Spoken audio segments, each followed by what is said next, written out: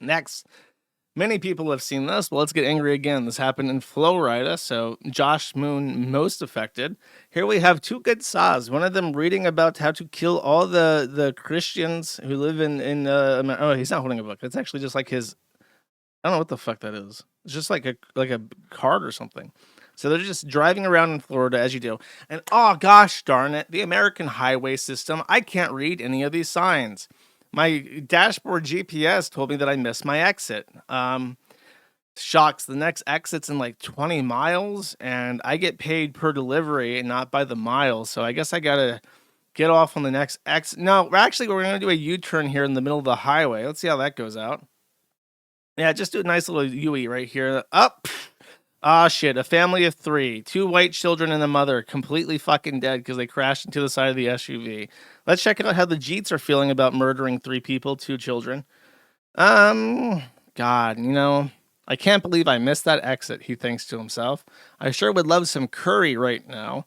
I wonder if my wife and her 15 relatives got that remittance check I sent back to India. Maybe. And yeah, in case you're wondering, that's not a joke. It was a mother and two children. They're all fucking dead. The Florida Highway Safety and Motor Vehicle Department put out a statewide release about the illegal U-turn truck driver arrested for vehicular homicide. His name is, let's see here, a criminal arrest warrant, Harjinder Singh. Harjinder Singh for 3 counts of vehicular homicide. Does it say the victims? Because I think there's a nice picture of them. It's really sad. It is literally like a white family was just completely fucking obliterated from the face of the earth because this Pajit couldn't wait 20 minutes to do a U-turn, or rather to do a turnaround at a junction at the next exit. So what happened is that there was an authorized personnel only, like a police, like traffic stop, like where they set up their speed cameras and stuff and just eat donuts and play Doom on their laptops while waiting for somebody to drive past really fast. He tried to do a U-turn through one of those, which is from the right lane. Let's take a look at this. You can see it on the back. So he's in the right lane. And he says, ah, shit, I need to make this turn, sir. So he turns from the right lane across the left lane into the unauthorized personnel area and has completely blocked the traffic. Like, this is how you would block the cars if you were trying to set up a barricade. And oops, killed 3 people. Shit, man. Gosh darn it. Let me put this into park. This fucking idiot. They ran into my semi-truck. This is the kind of traffic that happens every fucking day. You know why he's not fazed by this? A year ago, when he was in Sakti Pujahar, the most sacred region of India, he saw this accident happen 8 times a day, every day, his entire life. And this is just like, it's your fault for not checking to see if I was turning from the right lane without a blinker saw. So it's just like, just another day on the road. You know how it is. No concern for human life, because that's just how they are. The American truckers, by the way, this is ATU Truckers. ATU Truckers.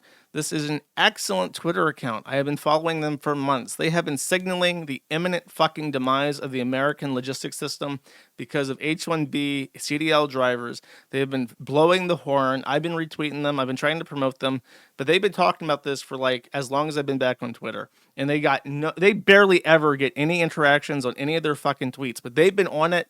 They're OG. They care about the issues. They're truckers. They represent truckers. And most of their tweets get like a dozen likes or whatever. And then finally, people have noticed that the highways are unsafe. It was one of the first things I noticed, by the way. I remember when I landed in DC and I rented a car and I was driving around. I even posted a picture on Twitter of I was driving next to a semi truck that legit just had like the Hindu symbol. It's like this scribble. So it's just like all the truckers, and I see them every time I pull over at like a gas station or something. I just see a guy with a fucking turban filling up the diesel on his truck, and it's like, are you trying to pretend that we don't have people willing to drive trucks in the United States? Are you trying to pretend for real that we don't have the human capital in the United States of America to drive pickup trucks? And are you trying to pretend that we are not about to just automate delivering by pickup truck anyways? That there's not like 8 different companies competing to make CDL driving a thing of the past anyways? That we absolutely urgently need to import 55 million H-1B CDL drivers to make up this shortage? No other way. We can't just wait this shit out. We can't just pay people more money. No. Okay. So American Trucker says that the State Department has freezed all work visas for commercial truck drivers. So everybody who has been pending or wanted to apply from India to or anywhere in the world to come drive a truck in the United States as a commercial driver, their applications have been frozen and they're not accepting any new ones. So now all the trucking companies in the United States have no choice but to hire American. Which is a huge win. Obviously, the American truckers guys, they couldn't be fucking happier with that news. Senator Marco Rubio confirmed this and said, effective immediately, we are pausing all issuance of worker visas for commercial truck drivers. The increasing number of foreign drivers operating large tractor-trailer trucks on the United States roads is endangering American lives and undercutting the livelihoods of American truckers.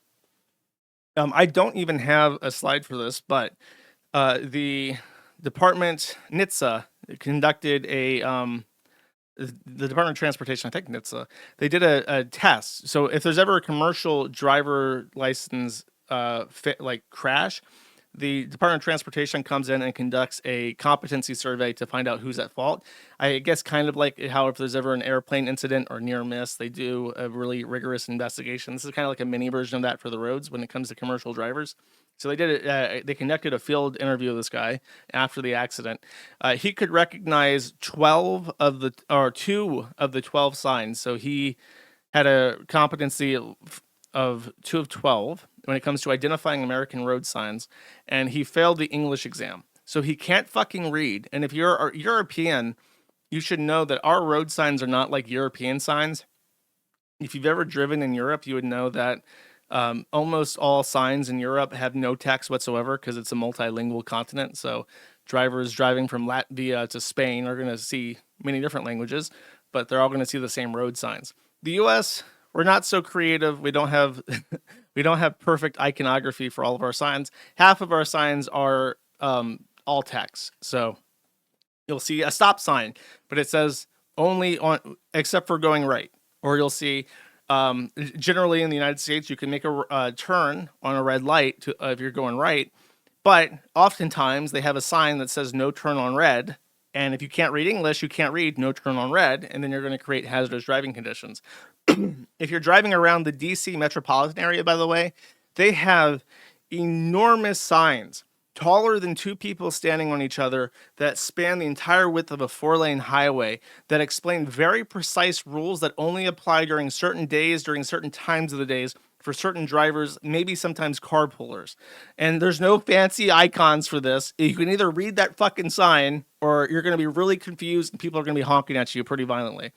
So there is a lot of reading to do on the road in the United States because we have some very interesting infrastructure and it requires understanding of how to navigate it that can't be explained through arrows and glyphs and other things like that. So if you can't read, you're not going to be a good driver. And the fact that there are people driving at all, like they shouldn't just go after this guy. Here we go. Here's the lieutenant governor of Florida manhandling this fucking murderer who wiped out a family. It's for him to be, I think, arrested. I don't know if they're going to deport him. I think they're charging him with vehicular homicide. So I guess he's going to jail. So here we have this guy, by the way. Let's take another look. Hear him, smug, doesn't give a shit. Ho ho, 3 white people dead. Who gives a shit? Happens in India all the time. And now we got a little bit more of a meek posture and demeanor here, chat, as Lieutenant Governor Collins is hauling him off. I suppose he fled the state or something if they had to fly him in. Yeah, please help me, Saw. There's no help coming, Saw. Give up hope, Saw. What was I gonna say? We shouldn't just go after him. He got here somehow. What was his immigration authority? How did he get in? Who hired him? You know, we need to know the specific people responsible for bringing mass murderers into the country, which is what this is. 3 people died, so it's a mass murder. If 3 people died due to a gunfire, that would be a mass homicide event. That would be news. 3 people died in Walmart getting shot by an AR-15. That's news. 3 people died on. What are we going to do about guns? How did he get a gun? Was he on medication? Did he have medication when he got the gun? You know, that kind of shit. Okay. Well, this guy killed 3 people on just driving down the road in Florida. So we're going to treat that similar. How did this Indian get into this country? Who vetted him? Who hired him? Did this person commit fraud to get his visa? We're going to be asking similar questions. And unlike with guns, there's much more direct causality here. Who are the people getting commercial driver's license for Indians? How are they getting them? Is there people in the Department of Transportation of Indian descent shitting out commercial driver's license for Indians because they get kickbacks from firms? The people who signed off on this in the government also need to be looked at. Because I guarantee you, if you look at the Department of Transportation, how they issue CDLs, you're going to find all sorts of fucking Sukhdeep Singhs and shit just conducting the test in Hindi and whatever the fuck. They basically need to rattle this shit as hard as they possibly can. And one more nice little Indian update.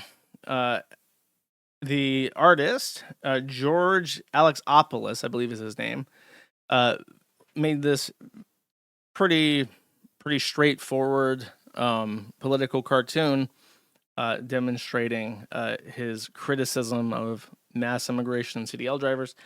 However, G Prime 85, I don't like him. I can't remember what it was. He was like annoying or something. I can't remember what it was, but he pissed me off at some point. I stopped following him because he annoyed me.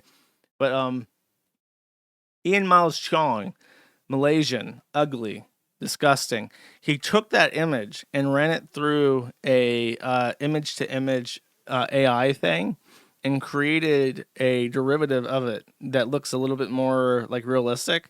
And then he posted this and said many such cases. And then people pointed out that he stole the art from George Alexopoulos. And the note that was posited on his art, his AI generated image says, the image is an AI generated filter over artwork created by G Prime 85. Ian Miles Chong is using the fact that it is AI generated to avoid crediting the artist. And then Ian responds to this and says, to avoid crediting the artist, ha ha ha, no, I did it to piss him off. In case you're wondering, because you haven't heard much about Ian Miles Chong, he's so unpopular that despite how good the sloppy toppy is that he gives Elon Musk no longer promotes him. And I think if we go to his Twitter account, I don't know if it's oh yeah, here we go. He gets like a couple likes on his messages now. Oh, this is one of his old ones. This is the most recent one. So because he pinned it. So he gets like a couple likes. Most don't even break like double digits anymore. So he's basically completely irrelevant. And I didn't intend to show, actually, you know what? I shouldn't show this because it's on stream, but Elon Musk has replaced Ian Miles Chong with his new love, which is Annie Chan. I was scrolling down Zitter and I got to see an anime girl dancing in her underwear because Elon Musk is just openly gooning to fucking anime porn on his main Twitter account. Apparently you can ask her to strip and dance for you. iOS users only at the moment. Remember, by the way, birth rates are very low. So we got to do something about that.